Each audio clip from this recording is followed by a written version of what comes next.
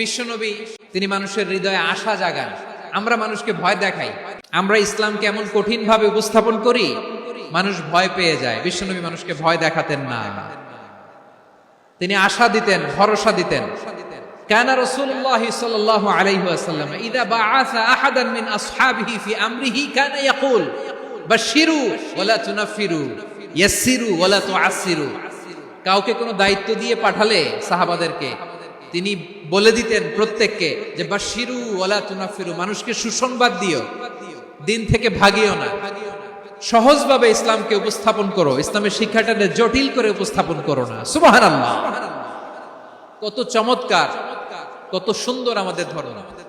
তিনি বলেছেন সহজ করো, কঠিন করো না, সুসংবাদ দাও, মানুষকে দিন থেকে ভাগিও না। সুবহানাল্লাহ বলেন। তাহলে বিশ্বনবী মানুষকে জান্নাতের সুসংবাদ দিয়েছেন। He was the bearer of glad tidings, জান্নাতের সুসংবাদদাতা।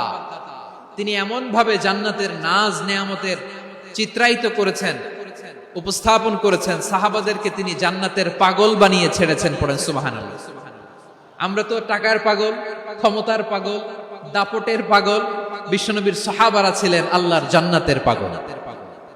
কিসের পাগল? আমরাও আল্লাহর জান্নাতের পাগল হতে চাই কি চাই না? বিশ্বনবী সাহাবাদেরকে জান্নাতের পাগল বানিয়েছেন।